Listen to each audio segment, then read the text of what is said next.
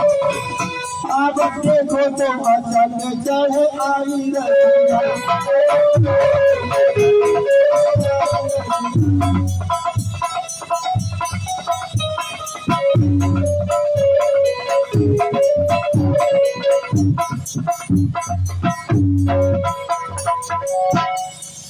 गोकुल है उस पारा कैसे जाऊं, नंद के द्वारा कैसे जाऊं।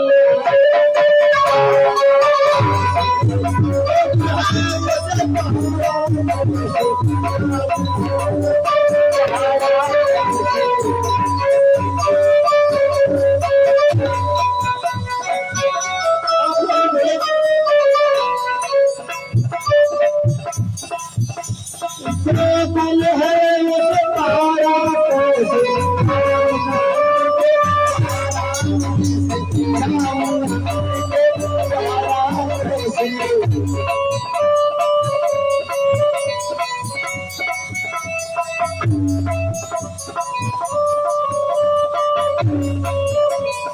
आगे जाऊं जंगल जल गहरी, आगे जाऊं जंगल जल गहरी, आगे जाऊं जंगल जल गहरी, और पीछे से सहारा कैसे जाऊं, नंद के द्वारा कैसे जाऊं।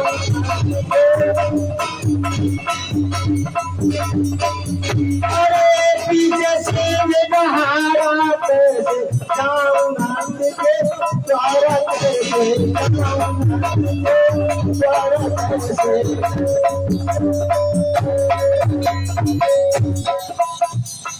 गोकुल है उस पारा कैसे, गोकुल है उस पारा कैसे जाऊं, नंद के द्वारा कैसे जाऊं।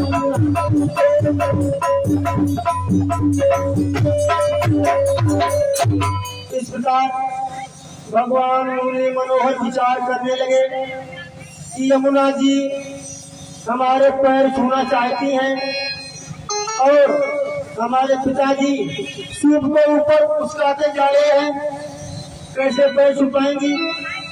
तो भगवान श्याम सुंदर क्या दिया, अपना एक पैर नीचे लटका दिया। तो यमुना जी ने भगवान का पैर छुआ और यमुना जी पांच हो गए। अब बलदेव जी भगवान को लेकर के गोकुल पहुंच जाते हैं। नंद बाबा के घर में पहुंचे तो क्या देखा, आधी रात का समय हो गया था, सिवाड़े खुले हुए थे। क्या हुआ, नंद रानी मैया यशोदा आंगन में चरपैया पर सो रही थी। इतनी नींद में खोई हुई थी कि मैया यशोदा ने कन्या को जन्म दिया, जाने नहीं पाई। इतनी गहरी नींद सो रही थी माँ यशोदा कि माँ यशोदा ने एक कन्या को जन्म दिया और जाने नहीं पाई कि कब कन्या ने जन्म लिया। और कन्या इतनी चतुर चालाक कि कन्या खिसकती हुई पैरों से पीठ के पीछे आ गई। क्या किया, बलदेव जी ने भगवान श्याम सुंदर को उठाया सूप से और माँ यशोदा के आगे लिटा दिया, नंद रानी के आगे लिटा दिया। तो कन्या थी उसको लिया, सूप में रखा और वापस चुपके से चले आए, कोई जान न पा गए और यमुना को पार किया। बलदेव जी जैसे ही उस कन्या को लेकर के जेल के अंदर आए, भगवान की माया क्योंकि जेल के फाटक बंद हो गए, ताले लग गए, बलदेव की हथकड़ी बेड़ियां पड़ गई। कन्या रोने लगी, जैसे कन्या ने कहा कहा कहा कहा कहा। अब जानते हैं आप लोग किस तरह पहले बच्चा रोता है, जैसे कहा कहा कहा भाई। तो पहले डॉक्टर जान गए और पहले डॉक्टर के पास गए, देवजी ने 8वां बालक जन्मा है। अच्छा, एकदम से चकरा गया, हाथ खड़ा हुआ नींद में। भागते जा रहा है, जाते जाते इसने प्रश्न क्या किया, जाते ही क्रूर कसाई ने बालिका छीन ली हाथों से, रह गए हाथ मल दे दोनों हर सकीन बात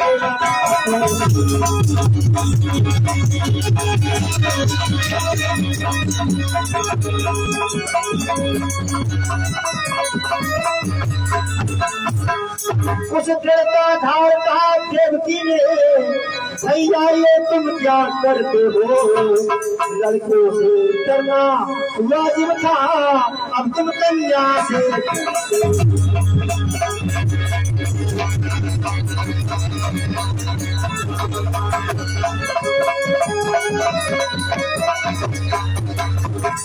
देवकी ने अपने भैया के पेट कर लिए, भैया ये कन्या है, इसे मत मार, इसे छोड़ दे, ये तुम्हें ना भय पहुंचाएगी, देगी आशीष सदा ही को, मैं हाथ फसाए मांग रही, मत मारो फिर फांसी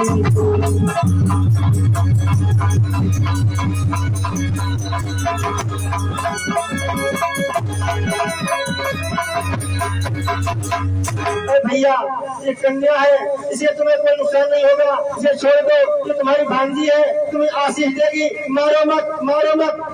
देख बहन नादान मत बन, जिसका तूने 6 पुत्र मुझे दे दिए मारने के लिए, उसी तरह से इस कन्या को भी मुझे दे दी। अंत में कंस ने बालिका का पैर पकड़ा, घुमाते हुए अपने दरबार में आया और पत्थर किसी आपस में उस कन्या को जैसे ही पकड़ना चाहा, आकाश मंडल गजने लगा, पृथ्वी पर भूचाल सा आ गया, जोर की गजना हुई, क्या देखा, चादर की आवाज हुई, वो कन्या हाथों से छूट गई, आकाश मंडल में एकदम से दुर्गा महारानी साक्षात नजर आई। काशिराज ने क्यों चाहा कटकासु को झटका देकर, हाथ से छूट गई चंचला बनी नभमन।